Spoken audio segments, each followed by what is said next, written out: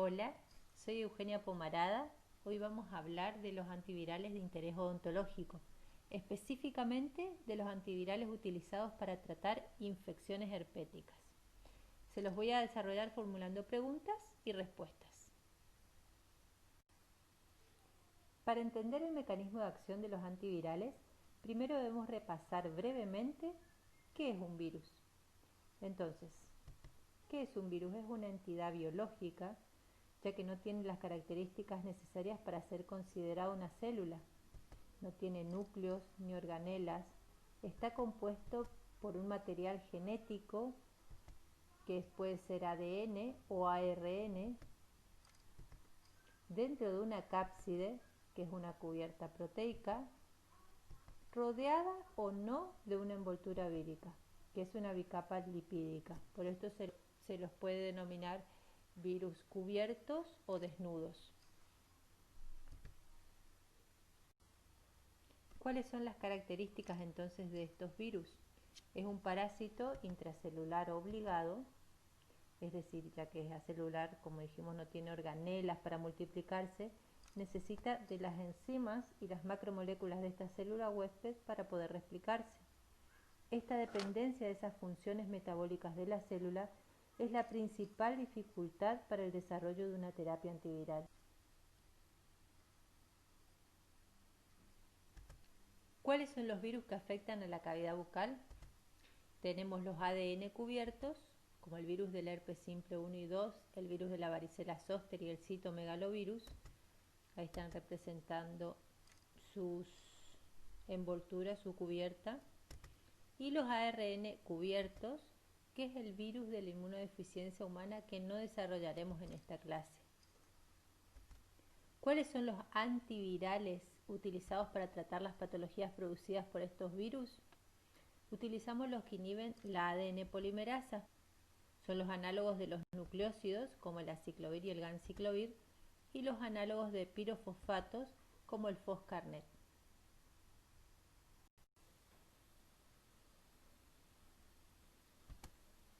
¿Cómo actúan los antivirales?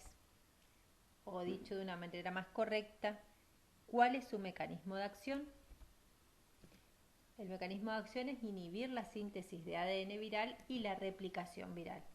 Pero para saber esto, antes debemos repasar cómo se replica un virus. Primeramente se va a producir una absorción y penetración en la célula huésped susceptible. Va a haber una pérdida de la cubierta de ácido nucleico viral e ingreso a la célula. Se va a producir una síntesis temprana de las proteínas reguladoras, que son las polimerasas de ácidos nucleicos, y la síntesis de ADN o ARN, dependiendo del virus que se esté replicando. También va a haber una síntesis tardía de proteínas estructurales. Finalmente se va a producir el ensamblaje de todas las partículas virales y la liberación de los virus para infectar nuevas células huésped. Teniendo en cuenta esto, vamos a estudiar cuál es el mecanismo de acción de los fármacos utilizados para las infecciones herpéticas. El aciclovir, el ganciclovir y el foscarnet son los antivirales de elección en odontología y su mecanismo de acción es similar. Inhiben la síntesis de ADN viral y por ende la replicación viral. Es por ello que su acción antiviral solo se manifiesta si el virus está en fase de replicación. Para explicarlo tomaremos como ejemplo al aciclovir. El mecanismo de acción del aciclovir es muy específico para las células infectadas por virus del herpes simple, porque necesitan de una enzima viral, la timidincinasa, específica de este virus. Es por eso que no afecta a las células sanas. El aciclovir utiliza la enzima viral para convertirse en monofosfato de aciclovir, y allí recién es donde actúan enzimas celulares para convertirlo en trifosfato de aciclovir. El trifosfato de aciclovir utiliza 3 vías para cumplir su mecanismo de acción. Va a inhibir selectivamente la ADN polimerasa viral, va a incorporarse al ADN viral mediante la competencia con la guanosin trifosfato y detiene la elongación de la cadena de ADN y por último actúa como finalizador de cadena al incorporarse al ADN viral. El aciclovir, las indicaciones terapéuticas, se lo utiliza para el virus del herpes simple 1 y 2 y el virus de la varicela zóster. No está indicado para el citomegalovirus. Es eficaz tanto en pacientes inmunocompetentes como inmunodeprimidos si se lo emplea precozmente, es decir, cuando las lesiones tienen menos de 48 a 72 horas. Es muy útil para cortar la duración de los síntomas, por ejemplo, en caso de que sea necesario otro tratamiento oral, pues durante la infección herpética no se puede realizar otras intervenciones odontológicas hasta que la enfermedad no haya avanzado a fase de costras por el riesgo de provocar una sepsis viral. También se evita el riesgo de sobreinfecciones en pacientes inmunodeprimidos, como consecuencia de la inmunodepresión, como consecuencia de cánceres, de tratamientos inmunosupresores, en los pacientes sometidos a radioterapia, trasplantes o con infecciones de VIH, porque estos presentan una evolución clínica anormalmente grave. ¿Cuáles son las vías utilizadas? La vía intravenosa se utiliza para infecciones graves, infecciones diseminadas en el recién nacido, en encefalitis herpéticas, en infecciones herpéticas de inmunodeprimidos, entre otras. También podría emplearse esta vía y la vía oral para profilaxis en pacientes trasplantados con infecciones herpéticas latentes, ya que sabemos que el virus del herpes no es eliminado, permanece latente en el cuerpo de la persona infectada.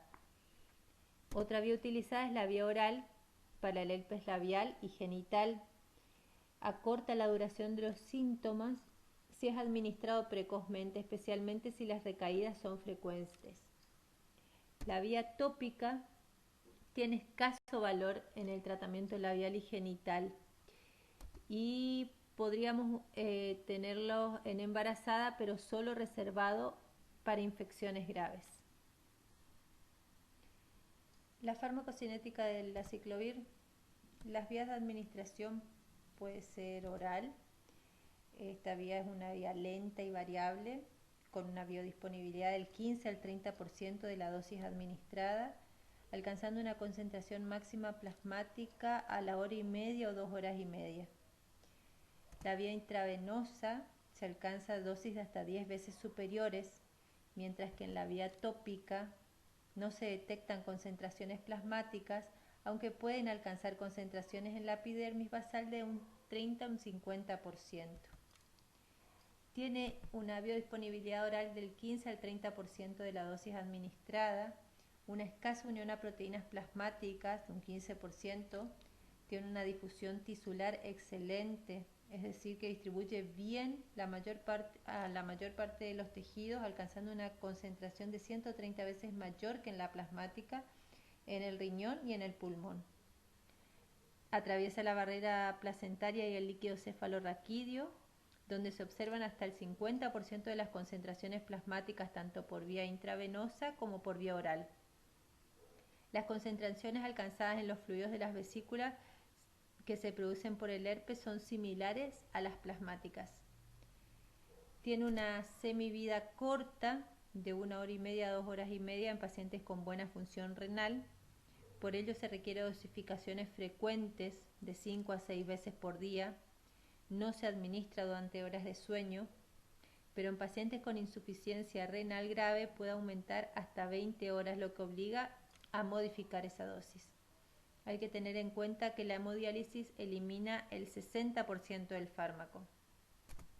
Tiene un escaso metabolismo hepático y es excretado por orina en un 60 o 80%. ¿Cuáles son los efectos adversos? Por vía oral la tolerancia es buena, pero en menos del 5% de los pacientes se ha descrito náuseas, vómitos, exantemas cutáneos, aturdimientos y cefalea. La vía intravenosa tiene una afección renal y neurotoxicidad. Sabemos que en pacientes deshidratados y con insuficiencia renal previa puede causar toxicidad renal reversible. Esta afección renal se provoca con altas dosis intravenosas que pueden prevenirse con una adecuada hidratación y la perfusión lenta, realizándola por más de 1 hora. La neurotoxicidad es reversible y se da más frecuentemente en pacientes inmunodeprimidos. Puede observarse también flebitis en el punto de infusión, exantemas cutáneos, diaforesis, náuseas y vómitos. En cuanto a vía tópica, hay sensación de quemadura, prurito, eritema y muy raramente dermatitis alérgicas de contacto.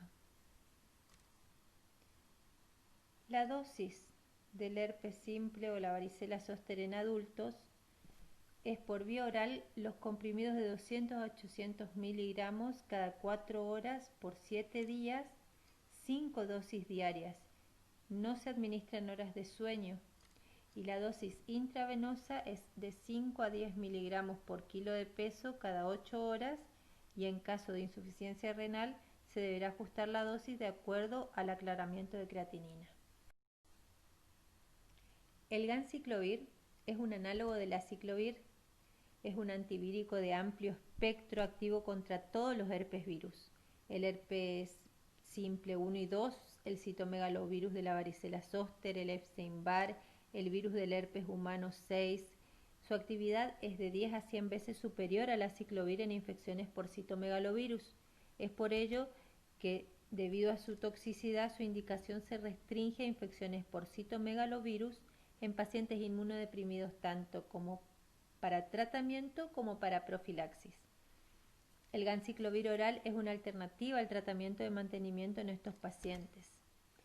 La vía de administración puede ser oral o intravenosa. Inicialmente solo se utilizó la vía intravenosa porque la vía oral tenía una biodisponibilidad baja del 6 al 9%, por lo que se incorporaron nuevas dosis en esta vía oral de 1 gramo cada 8 horas para alcanzar estas dosis plasmáticas adecuadas de 0,5 a 1 microgramo por mililitro. La unión a proteínas plasmáticas es baja, cruza la barrera placentaria y se elimina por leche materna. Su excreción es casi completa por vía renal. La semivida plasmática es de 2 a 4 horas, aumentando a 12 si hay insuficiencia renal. Al igual que el aciclovir, la hemodiálisis va a reducir a la mitad los niveles plasmáticos.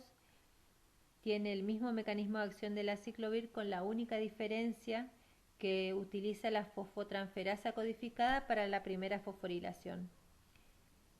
La reacción adversa más importante es su alta toxicidad sistémica. La depresión de la médula ósea es la RAM más importante, con neutropenia, trombopenia y anemia. Se lo ha relacionado con numerosas alteraciones o efectos adversos como exantemas y fiebres, aunque su relación es dudosa. Está contraindicado en embarazo, lactancia, en pacientes con valores bajos de plaqueta y glóbulos blancos. El Foscarnet es un análogo de los pirofosfatos. Es un antiviral de amplio espectro tanto para los virus de ADN como de ARN. Tiene actividad contra los virus herpéticos del herpes simple 1 y 2, virus de la varicela zóster, el citomegalovirus, el virus del Epstein-Barr, el virus del herpes humano 6, otros retrovirus como el de la hepatitis B y de la influenza. Es activo frente al citomegalovirus resistente al ganciclovir y al virus del herpes simple resistente al aciclovir. A diferencia del aciclovir y el ganciclovir, el Foscarnet, no requiere fosforilación intracelular por enzimas virales o celulares para ser activado. Está indicado en herpes simples resistentes al aciclovir y en citomegalovirus resistentes al ganciclovir. Su principal indicación es el tratamiento de infecciones por citomegalovirus en inmunodeprimidos. El mecanismo de acción es bloquear la ADN polimerasa viral de forma no competitiva. Se une a un punto del ADN polimerasa cercano al de los pirofosfatos, impidiendo la elongación del ADN. La vía de administración es intravenosa, no se absorbe por vía oral, se distribuye ampliamente por el organismo a dosis de 120 a 240 miligramos por kilogramos cada 8 horas. En el líquido cefalorraquídeo se alcanzan niveles del 50 al 80%. Aproximadamente del 10 al 30% se deposita en la matriz del hueso, no se metaboliza, se elimina por vía activa casi exclusivamente por orina y la hemodiálisis elimina la mayor parte del fármaco. Es sumamente tóxico, causa nefrotoxicidad con necrosis tubular aguda, también flebitis, anemia, temblor, convulsiones. La insuficiencia renal que se presenta en el 27% de los casos puede disminuir con la administración intermitente y la hidratación previa. Por eso tiene alto riesgo tóxico. Bueno, esto es todo. Esta es la bibliografía que se utilizó. Cualquier consultita, seguimos en contacto. Muchas gracias por su atención.